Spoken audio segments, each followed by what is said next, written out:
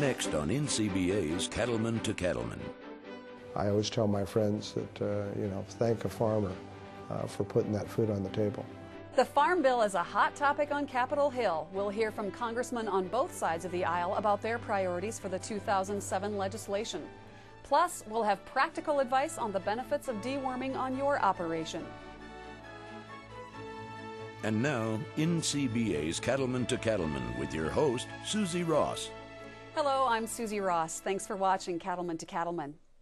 The U.S. Congress is currently on its annual summer recess, but that is not turning attention away from the 2007 Farm Bill. Just last week, the House of Representatives passed their version of the legislation by a vote of 231 to 191. The U.S. Senate is expected to take up the legislation after the break in an attempt to approve it by the end of September. That's when the 2002 Farm Bill is set to expire.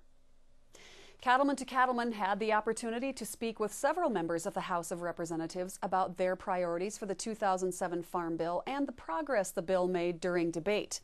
Here are their perspectives. Well, my priorities in the new Farm Bill are to make sure that we maintain the safety net for America's farmers and ranchers at the same time that we write a modern, forward-looking Farm Bill that addresses some of the concerns they've raised going out of the current Farm Bill and into a new one. And one of those concerns, of course, is in dealing with the issue of having to comply with government regulations. You know, when a cattle farmer or rancher has to make some adjustments because of environmental regulations, sometimes that may be a good management practice that benefits the operation of their farm.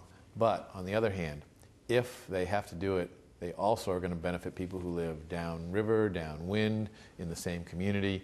And so having a farm bill that helps those farmers who don't receive a price support or a safety net in other respects is very, very important. And so I think this farm bill moves in the direction of being fairer to more farmers across the country, because there is about a 30-35% increase in the conservation funds in this bill.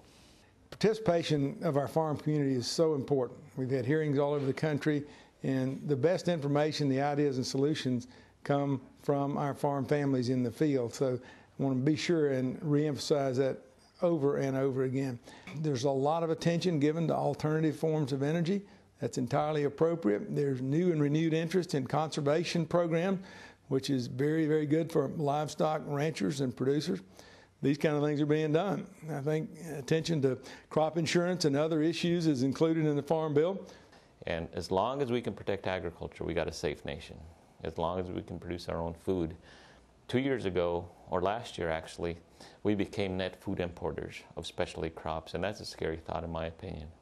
We're dependent on other countries to produce oil, our oil, and if we ever become dependent on them to produce our food, we're in real trouble, I believe. But we are trying to protect the real producer in this country, and I think we should.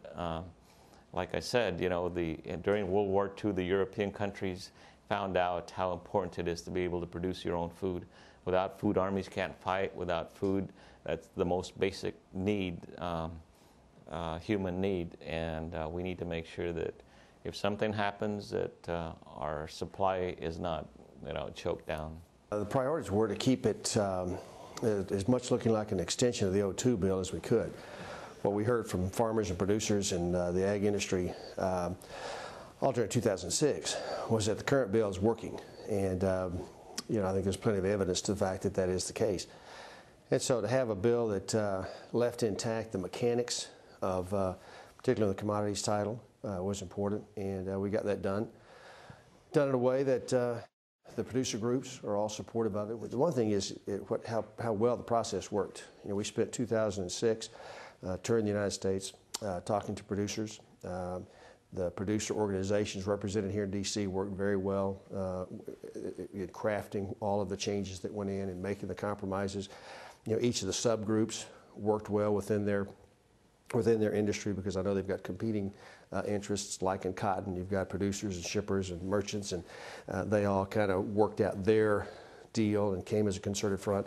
I think that simplified the process and made it go as smoothly as it did. My priority is to focus on nutrition, competition, and reform. Certainly, it's important that Americans have a healthy diet, and beef is part of that diet. In addition to that, we have to ensure that those who are among the poorest in our society have food on their table. The richest nation in the world certainly should not have people go hungry. In the area of competition, probably no industry in agriculture has been a keener competitor than the U.S. beef industry.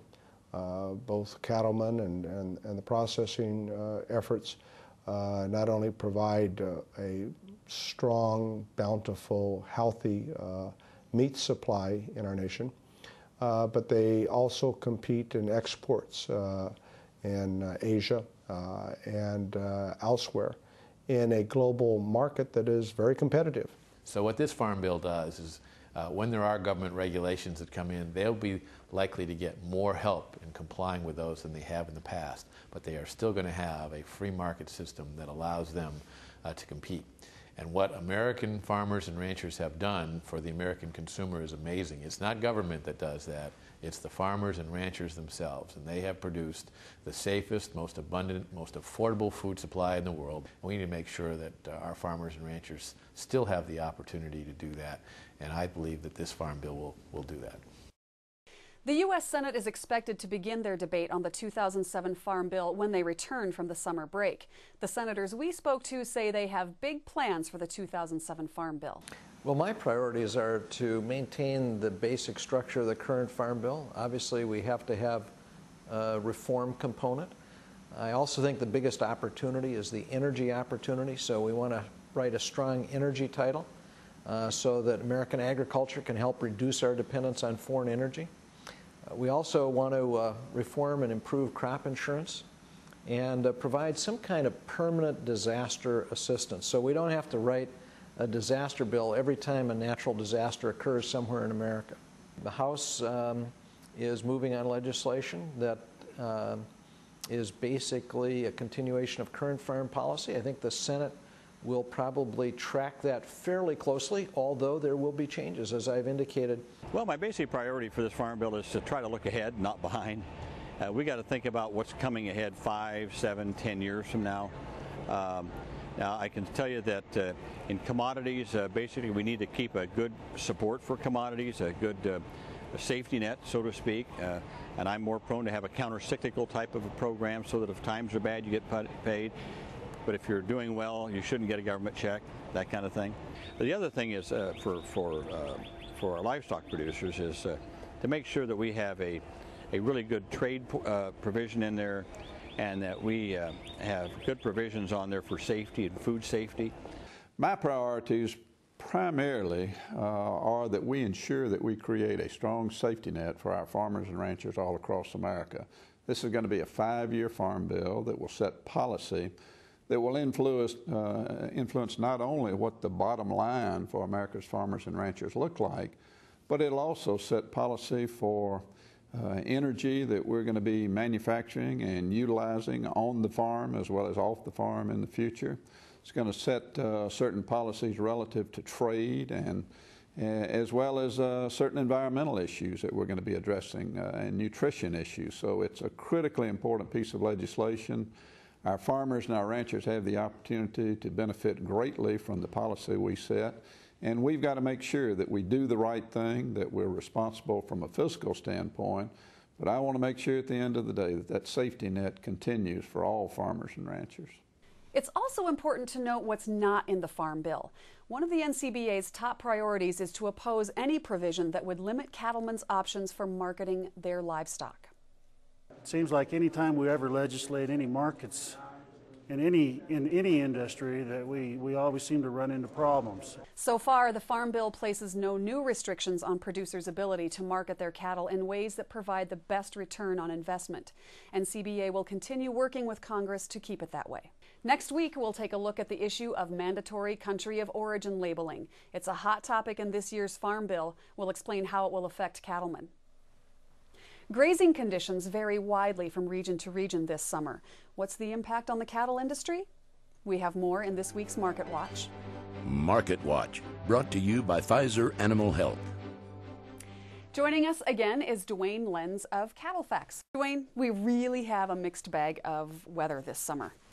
How do ranchers in dry areas adapt and adjust? Yeah, it's been very, very difficult. And really, it's not only just this summer, it's been last summer as well. If we go back to a year ago, the Central Plains has been real dry, and that's from the Dakotas down into Texas. That's important to us because about 50% of the cow herd is in that region. Now this year they've gotten more moisture, and in fact some places like South Texas it's been probably a little bit too wet, which is causing some problems for those folks. But the drought has shifted into the southeast. Now the southeast is important to us. About 25% of our cow herd is in the southeast, and they're used to a lot of rain. So trying to make those management choices and move cows around or find different spots for them has been very, very difficult. It's also been very, very dry in the west, Arizona, California, through the northwest, Montana, parts of Wyoming, they're dry. That's 10 to 15% of the cow herd. So if you take the last 2 years in general, about 85% of our beef cow herd has been affected by some kind of a drought. And you know, you ask what do you do, how you adapt to it, and there's really no blueprint. We do see a lot of people start to cull cows. We saw the cow slaughter go up last year. This year it's up big. It's up about 14% just beef cow numbers slaughtered. And we're on pace this year to be the biggest cow slaughter in 9 years. The other thing we don't do is retain these heifer calves. Now you take your heifer calves and they make your beef herd, but you just can't do that if you don't have the resources, if you don't have the grass and the water. So you cull your cows, you don't keep your heifer calves back, and you hope for brain. Herd expansion has been stuck in neutral for several years now. Does this mean more of the same? And how does that affect the market? Yeah, it does. It exactly means that we just aren't going to expand the herd. We've been profitable as an industry. Usually history says you're going to expand the herd, you're going to keep the cows, you're going to add some heifer calves. We haven't been able to do it. January 1st, 2008 USDA report comes out. It'll probably say that beef cow numbers are down. It'll also say that replacement heifers going back into the herd is down. So we have a declining cow herd. We aren't keeping the heifers back. And once you keep the heifers back, it takes a year or two just to get those heifers bred, get a calf on the ground, and get the calves into the beef supply. So we're looking at 2 or 3 years of pretty tight numbers, and that's helping out the market. There's never anything good that comes out of the drought. It's tough for everybody. But the prices for calves and for cows and for fed cattle has been higher as a result. And without the expansion going on, that's probably going to be the case here for the next 2 or 3 years. Okay, thanks Dwayne. Always great to have you here. Hey, thanks for having me. Well, we'll see you here again, I'm sure. Okay. Terrific. You can learn more by visiting cattle-facts.com. It's hard to believe, but fall is just around the corner. Next, we'll take a look at why deworming is an important strategy to employ on your operation this autumn. Plus, details on an exciting opportunity to learn about ranch stewardship. But first, here's a look at this week's market summary provided by Cattle Facts.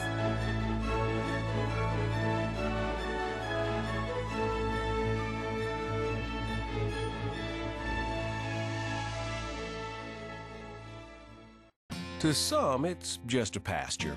But to you, it's part of a livelihood to be passed along. That's why Fort Dodge Animal Health developed Sidectin with pasture health in mind. Sidectin protects against performance-robbing internal and external parasites. And it's the only insecticide proven to have no adverse effects on beneficial dung beetle populations. Sidectin from Fort Dodge Animal Health, protecting your herd and your pasture, so they can both be passed along. There ain't no bugs on me. There ain't no bugs on me. There may be bugs on some of you mugs, but there ain't no bugs on me. Canine Advantix is the one that repels and kills disease-spreading fleas, ticks, and mosquitoes. Frontline Plus doesn't repel and isn't effective against mosquitoes. So ask your veterinarian for Canine Advantix, the one that repels and kills. Yeah, there may be bugs on some of you mugs, but there ain't no bugs on me. Purina's wind and rain minerals are research tested and field proven to provide balanced mineral nutrition essential for cattle health, growth, and reproduction. They're highly palatable so cattle consume what they need when they need it. And wind and rain mineral special formulation resists the elements so they won't blow out of the feeder and maintain their palatability even if they've been wet. Wind and rain cattle minerals from Purina Mills, building better cattle.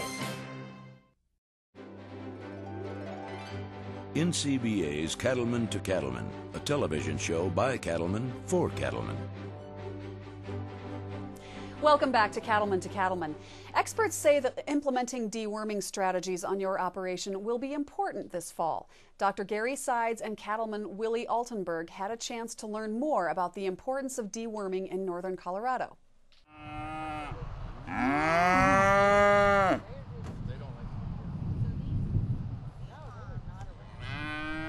We are here in Wellington, Colorado at Willie Altenberg's ranch. Willie, can you tell us something about your operation? We run about 150 cows, a Simmental Angus registered seed stock operation against the foothills of the Rockies. We're going to talk a little bit about deworming today, and I've always practiced that. I see increases in weaning weights, but what other advantages are there to deworming? Well, if your cattle see grass, we know they're parasitized. Almost universally, that's true. Cattle get parasitized off grass. Like you say, we see improvements in weaning weight. We also see improvements in conception rates.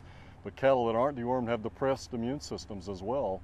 And if you vaccinate your cows and they're not dewormed properly, they don't respond to vaccinations, they don't respond to disease challenges, and it happens the same in their calves.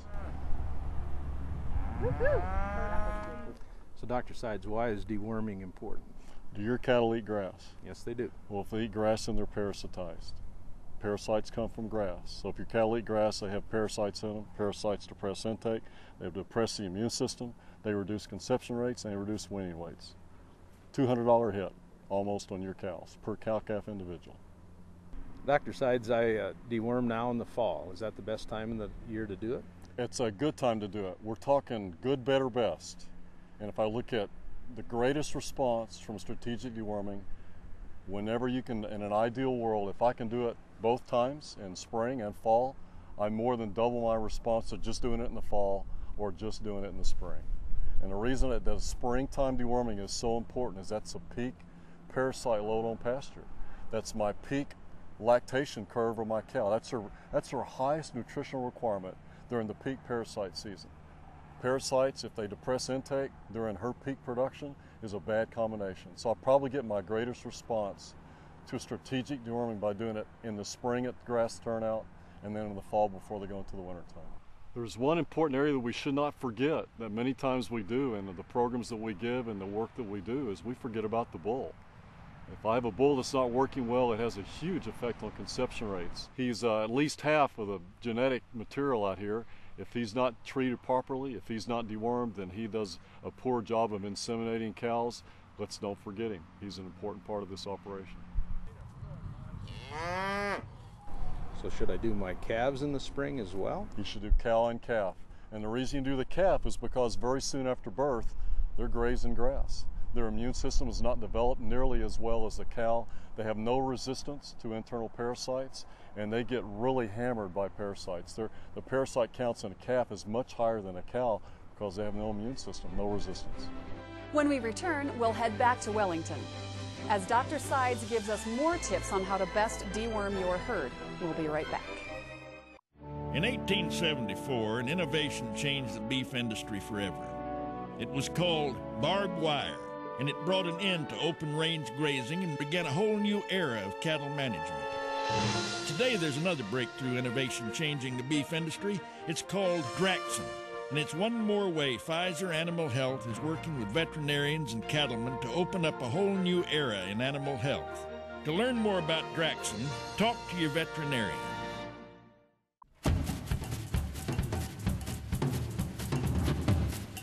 From fresh tomatoes to potatoes and chicken to beef, we're as picky about our quality ingredients as you are.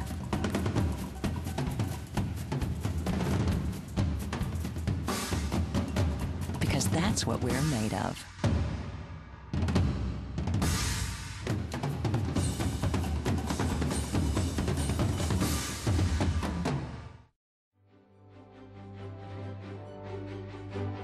NCBA's Cattleman to Cattleman, a television show by cattlemen for cattlemen. Welcome back. Let's head back to northern Colorado and Dr. Gary Sides, who has more tips on deworming your cattle herd this fall.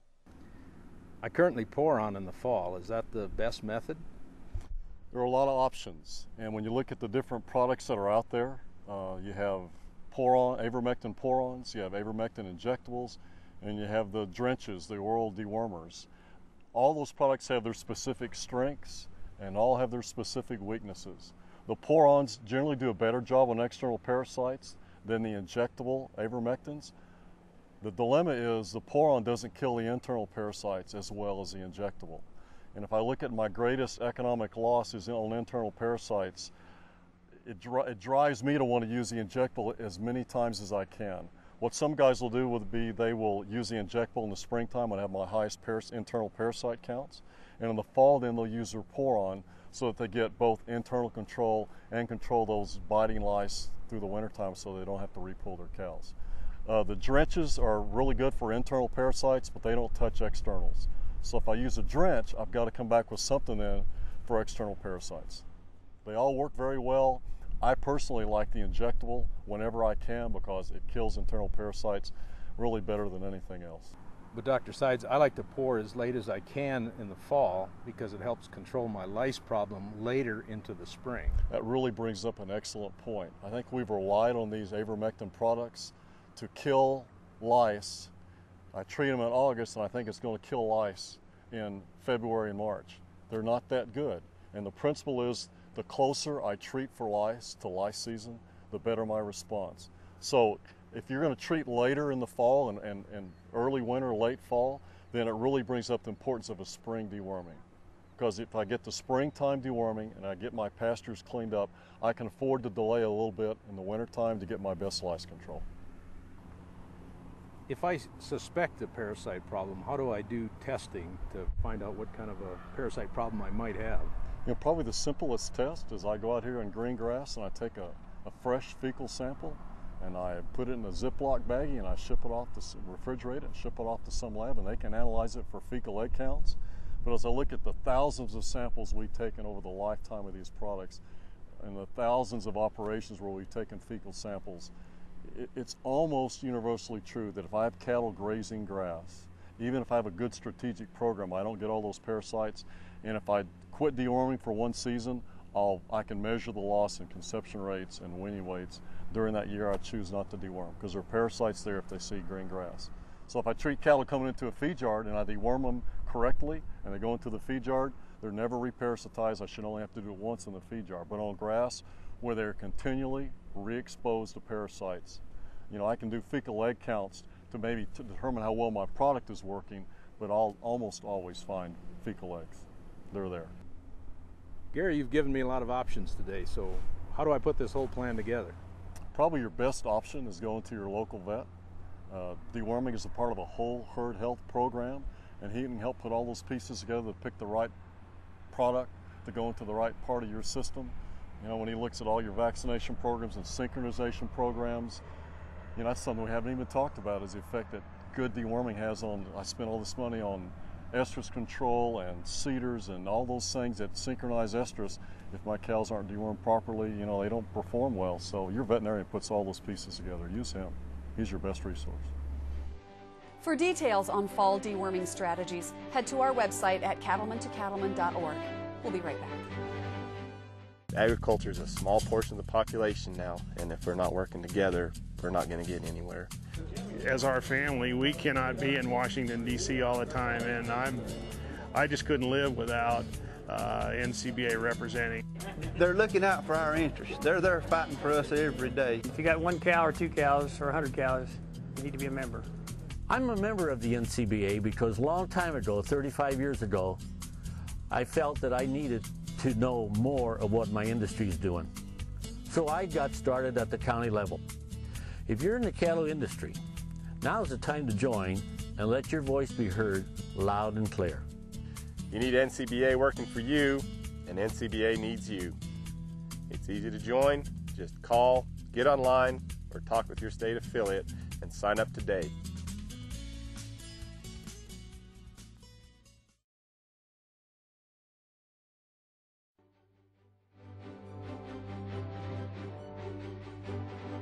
NCBA's Cattleman to Cattleman, a television show by cattlemen for cattlemen. I'm Todd Perkins from Platte City, Missouri, and you're watching the Cattleman to Cattleman. It's an opportunity to put stewardship back into your livestock production while increasing profitability and quality of life. It's all a part of the New Holland 2007 Ranch Stewardship Live Tour, and the show is wrapping up its summer tour. Join experts including Kurt and Tammy Pate, Kyle Clement, and Dr. Ron Gill, along with Cattleman to Cattleman's own Todd McCartney, as they tour the country with educational information that will make a positive impact on your operation. The 2007 Ranch Stewardship Live Tour is wrapping up its summer schedule. For more information, check out ranchstewardshiplive.com. Next week, we'll hear from congressmen about country of origin labeling. Plus, we'll take a look at the late summer cattle inventories. And we'll learn more about the importance of weaning health. Thanks for joining us on NCBA's Cattleman to Cattleman. Be sure to tune in next week. A new episode airs every Tuesday night at 8:30 Eastern Time, right here on RFD TV.